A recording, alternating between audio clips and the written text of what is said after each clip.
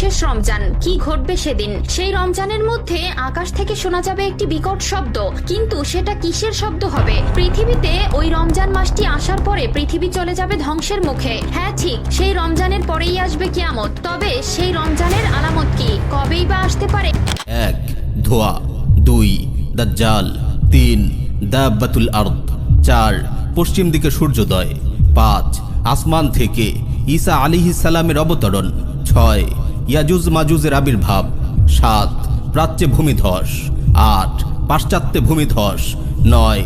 জাজিরাতুল আরবে ভূমিধস, 10. ইয়েমেন থেকে প্রকাশিত আগুন, যেটি সকল মানুষকে হাসরের ময়দানে সমবেত করবে। এছাড়াও অন্যান্য অনেক হাদিসে আরো আলামত। গবেষকরা কিভাবে নিশ্চিত হবে যে এটাই শেষ রমজান? প্রিয় দর্শক, আপনি একজন মুসলিম হলে ভিডিওটাকে কখনোই এড়িয়ে যাবেন না এবং ছড়িয়ে দিবেন সকল মুসলিম ভাই ও বোনদের মধ্যে।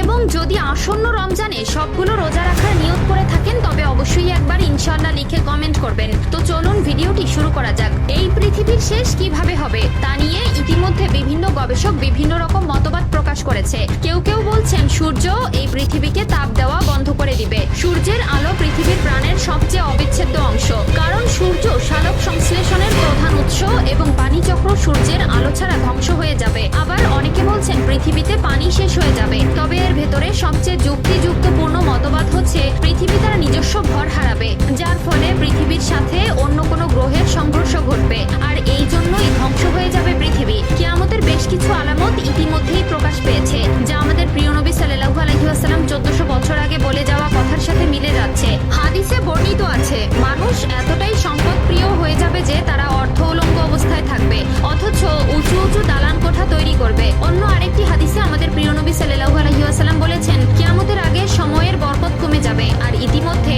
এই সকল আলামত প্রকাশ পেতে শুরু করেছে। প্রিয় দর্শক, চলুন জেনে আসি কিয়ামতের আগে শেষ রমজান কেমন হবে, আর এটাই যে শেষ রমজান তা কিভাবে গবেষকরা বুঝতে পারবে। কিয়ামতের আগের রমজানে এক বিশেষ নিদর্শন দেখা যাবে। আকাশে বিকট জোরে শব্দ হবে, যাতে করে 100 জনের ভেতর 70 জন মানুষ বধির হয়ে যাবে, অর্থাৎ তারা আর কানে শুনতে পাবে না।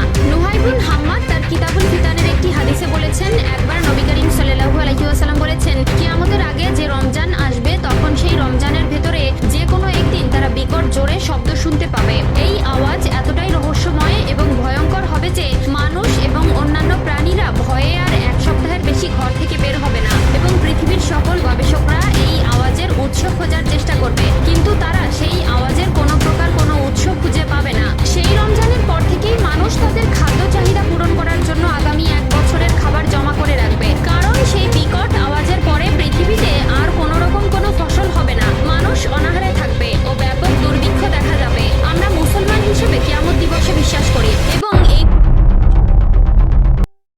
কোনো সন্দেহ নেই। তাই আমাদের সকলের উচিত সেই দিনের জন্য নিজেকে প্রস্তুত রাখা, কিয়ামতের জন্য বেশি বেশি নেক আমল করা, এবং আমাদের উচিত আল্লাহ তাআলার নেক বান্দা হয়ে ওঠার চেষ্টা করা। বিভিন্ন ইসলামিক গবেষণাবিদরা বলছেন কিয়ামতের সময় খুবই আসন্ন। আল্লাহ তাআলা আমাদের সকলকে কিয়ামতের আগে সঠিক পথে চলার তৌফিক দান করুক, আমিন।